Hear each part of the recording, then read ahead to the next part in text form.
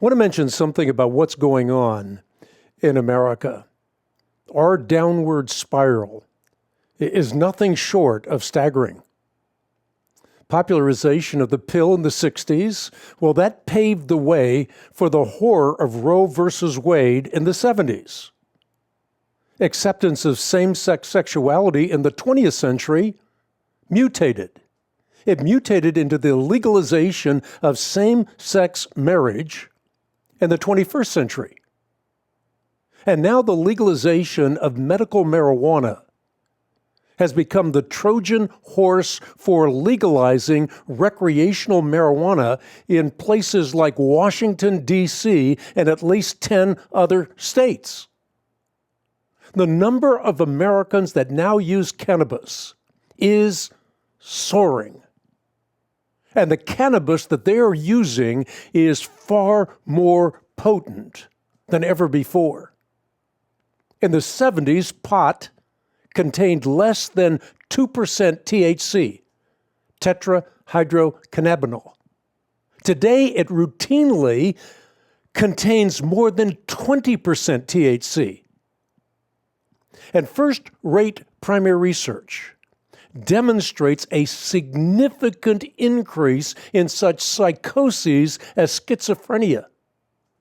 And that's just the tip of an insidious iceberg. Unfortunately, there are lots of people in positions of power who are lying about this. 2020 presidential candidate Cory Booker tells anyone who will listen that the states that have legalized pot are seeing a decrease in violent crime. Of course, reality is precisely the opposite, and most surely he knows that. Kamala Harris, she characterizes the legalization of pot as an issue of morality, racial justice. And of course, there are many other pot legalization advocates like Kirsten Gillibrand, Bernie Sanders, Elizabeth Warren, even former Speaker of the House John Boehner, who's using the pot popularity explosion to line his pockets at the expense of public health and safety. The dangers inherent in pot can be easily remembered. In fact, I developed POT into an acronym, P-O-T. The P represents psychophysical problems. That includes all kinds of things: diminished cognitive function, memory impairment, panic attacks, psychotic episodes, hallucinations, sleep deprivation, the list goes on, not to mention respiratory illnesses and detectable alterations in the structure and chemistry of the brain. Occult dangers.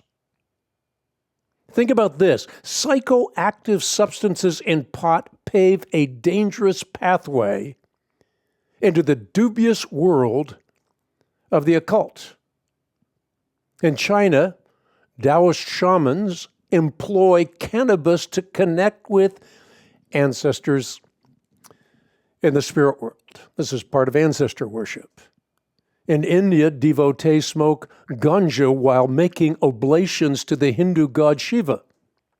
Sufi Muslims, well, they use cannabis as a contrivance for various spiritual explorations. And in the West, Rastafarians, they use the weed to indulge in spurious religious rituals.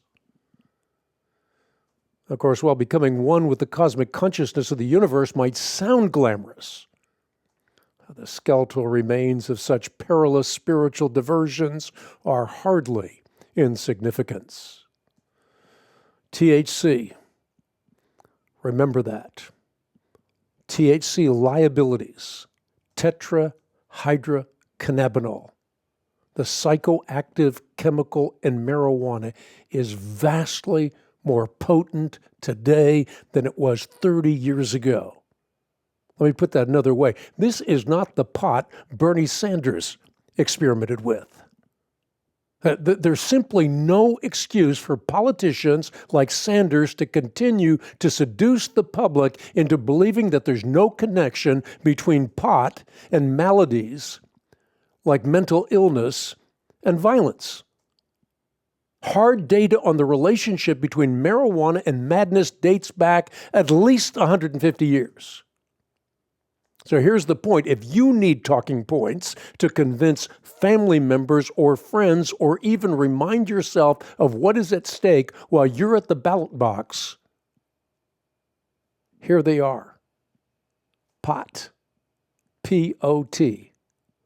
The psychophysical problems, the occult dangers, and the THC liabilities. And one more time, what I would like to do is underscore the reality that what the culture is telling us, what powerful political figures are telling us today, is simply untrue. They're leading us into a quagmire.